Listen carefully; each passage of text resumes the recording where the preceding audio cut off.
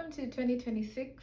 This is the Legacy Table as usual, and I am your host, Nachasa Kimberly. I know some of y'all kept asking me, where did you disappear to? Did you stop? Why did you stop posting?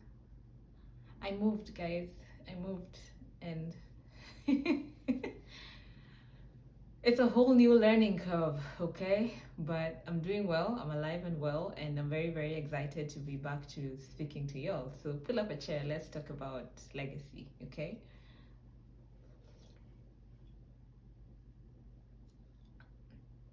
I really like this one.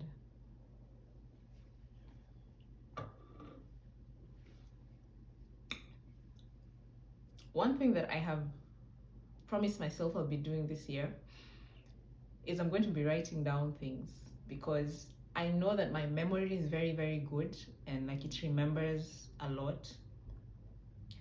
But last year I mixed up some of my friends' birthdays. Maybe it was a time difference, I don't know.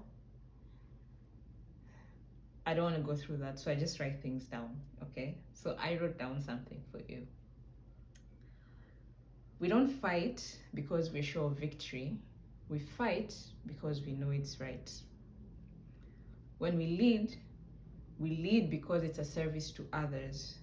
We don't lead because it benefits us.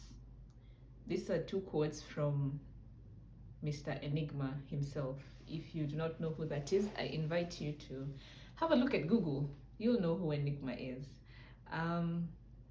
One last quote, and this one I really like, okay? St. Augustine once wrote this: our hearts are restless until they rest in what they were made for.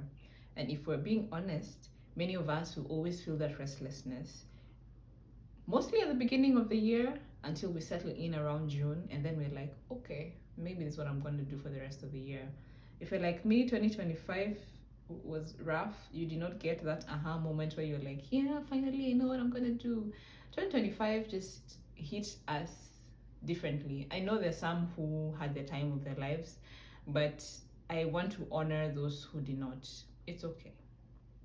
Aristotle adds something. He reminds us that we are what we repeatedly do.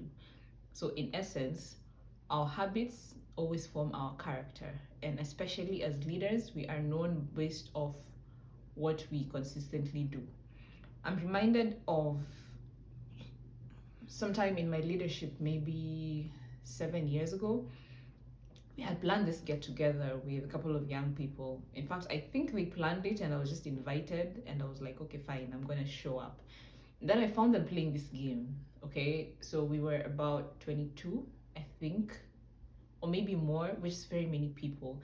But what they had done as young people, obviously, they said that we would go person by person, and everybody within the room would describe what they thought of that person. So naturally, I was curious to know like what people thought about each other. But when it got to me, I remember my heart was beating, and I was like, I have no idea what they're going to say about me. And they said this very nice stuff. But one thing I have always encouraged my young people to do, when I say mine, I don't mean like mine personally, but every person that I have had the opportunity to steward, I usually tell them, don't hold back. If you need to give me honest feedback, just give it to me, because it helps me as a leader grow so that I can lead you better and bring out the best in you. Because I feel like sometimes as leaders, we're so used to pointing out the mistakes in others, we forget that we aren't complete, we got flaws. Anyway, so when it got to me, one person said, Paticha unakwanga muongo. Translated to English is, you usually lie to us a lot. And I was like, what do you mean? I mean, considering like I'm a Christian and stuff, and I really, like, I don't like lying, honestly. Like, I'm the worst person to ever hatch a plan to lie with. So they're like, yeah, teacher, we feel like you usually lie to us. And I was like, please explain. Rather than get defenses, I was like, please explain. And they went ahead to tell me that I usually promise them trips and get-togethers, but I fall short when it comes to deliver. It was the first time that I actually accepted feedback. And when I say feedback, I mean negative feedback, because I used to look at myself from the lens of perfection. I'm a perfectionist, so I love to do things the right way. But I think I read this quote last year, and it said there's a difference between a leader and a manager. So a leader will do things right. No, a leader will do the right thing. A manager is there to do things right. See, there's a difference. Sometimes, and I'm not saying this happens all the time, but sometimes we think that doing the right thing is the same as doing things right. On one hand, you can follow the rules and completely miss it. On the other hand, you can just do what is right. Okay? We're never assured of victory, but we continue to pursue it because at the end of the day, we want to do the right thing. And I don't know if that makes sense. Anyway, after that, kind of get together, I went home and it took some time. I did not change immediately. I first felt sorry for myself. I was like, I'm terrible, I'm not doing well as a leader. I did da da da da da da da. And then as time went by, I stopped overpromising because I realized that I love to overpromise. And then sometimes I underdeliver. And it's helped me. I mean, in the last couple of years, it's helped me because rather than overpromise something, I'd rather just tell you I can't, because that way the expectation is not as high as it would be if I promise to do something and I fall short. And sometimes falling short could just be, a matter of inconvenience or a matter of just something happened. But you see, for the other party who's on the receiving end, they feel let down. Okay, so yeah, that's just it's just something that I remembered, and I thought I would share it because this podcast, as I said, is about leadership, but it's also about mentoring other people and allowing them to be their best selves. If you do not accept feedback as a leader, you're a dictator. You just anyway.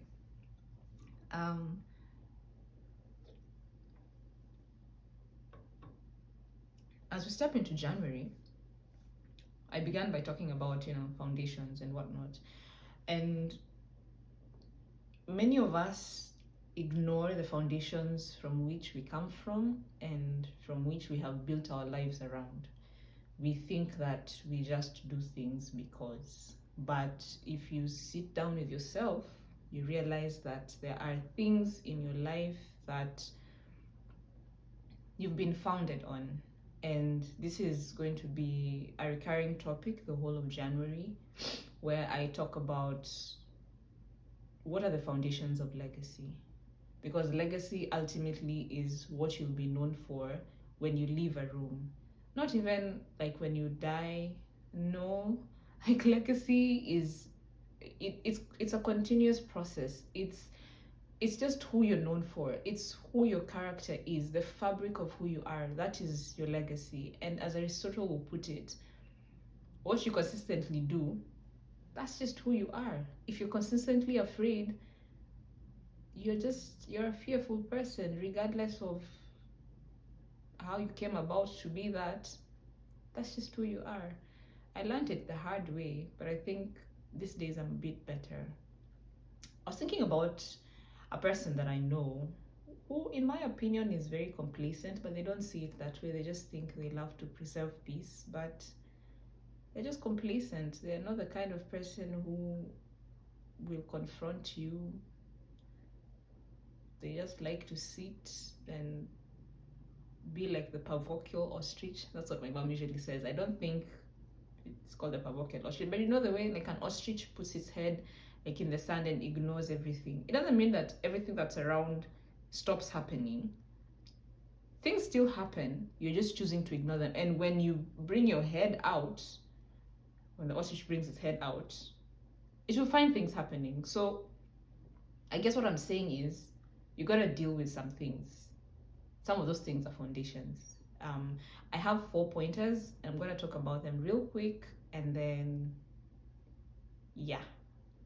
So the first one is your identity.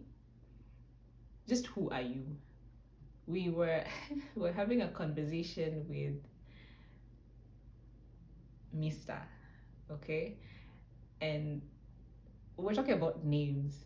For those who know me, I love Rashford, despite the fact that he left my football club, or rather the club that I support. I love Rashford, and I'd always imagined my son being called Rashford. In fact, among the young people that I lead, there's one who used to tease me a lot. They actually used to call me Mrs. Rashford, the very yako. And when I was saying that I want my son to be called Rashford, it's because I identify with Rashford because he's a good football player and there's just something about him that I like. But you see, I can't name my child that just because that will be his identity for the rest of his life. Or I later figure that out after the conversation. I don't know if I will name my child Rashford, but we will see. Let's give it a few years, we will see. Our identity is who we are. It's our things like our names, or things like how we dress, or just our character. How can you be identified? If you watch a lot of criminal series or true crime docu-series or just series, you will always hear, can we identify the victim either through dental records or through their fingerprints or any identifying marks or like identity documents? Who are you as a leader? How can we describe you as a mentor?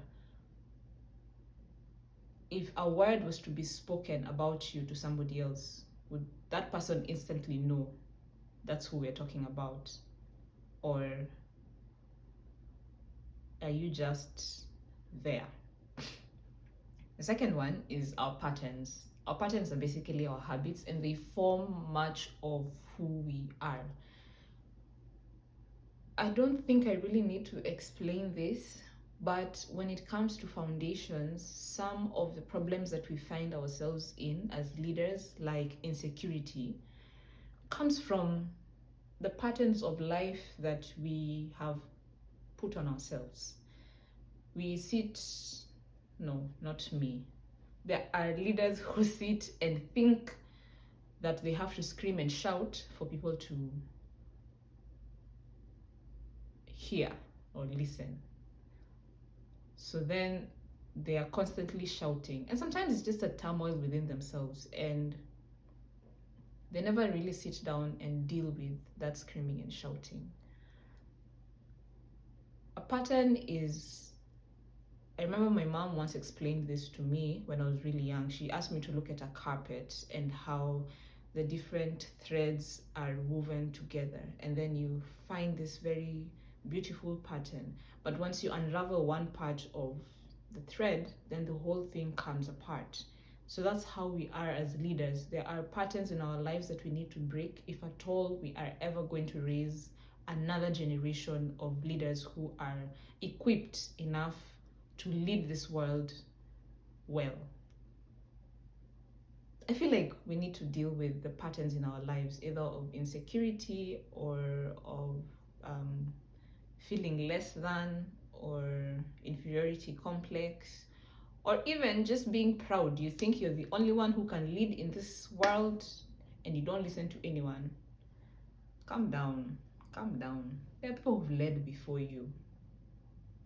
You're in the first one, you definitely ain't gonna be the last.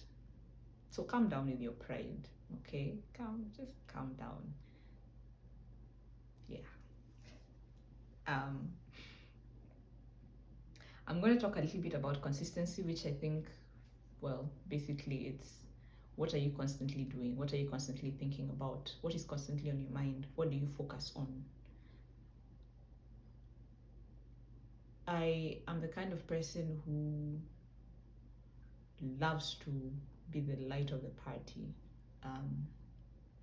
which is interesting because I have a former friend. I don't consider them a friend anymore, but I have this person who used to tell me that I was too introverted to make friends.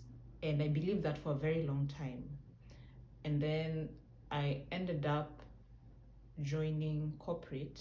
Actually, corporate is where I met some of my best friends. I remember during my farewell party, somebody was like, you know, when you see her and she hugs you and she just smiles at you, like, I feel like home.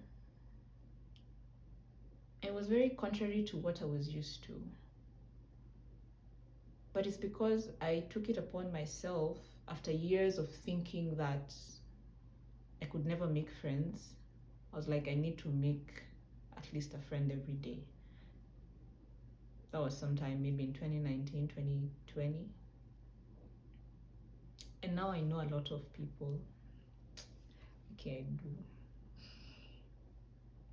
But it's a habit of consistency. You have to, if you don't constantly do something, this is actually proven by, what do I call them? People who study the body. I don't want to call them like doctors and I don't want to call them neuroscientists, but I know people who study the body, okay? If you know what they're called, please write it down in the comments. I still don't know what they're called. But they say that if you don't use parts of your body, then they grow weaker. But the more you use them, you become used to it. It's like putting it to work so that now it becomes normal, consistent. Do something over and over, it becomes who you are. Finally, one of the foundations of who we are as leaders is what we believe in, and I want to say faith. As a leader, and this one I say it with no fear of contradiction, if you have no faith in anything, you cannot lead people well. You cannot, no. You need to believe in something. My recommendation is believe in God, because I don't know what else you can believe in or who else you can believe in. But faith is a paramount feature in the life of a leader, because without faith, what is life really? I mean, sometimes you think that things are normal, like you just assume that the sun is gonna rise and it's gonna set. But what happens when you go to, I think Alaska is where I was looking at the other day, and this lady was saying that the sun is gonna rise. The sun rose at around 10:30 a.m. and by 2 p.m. it was gone. Like, if you might think that has nothing to do with faith, but sometimes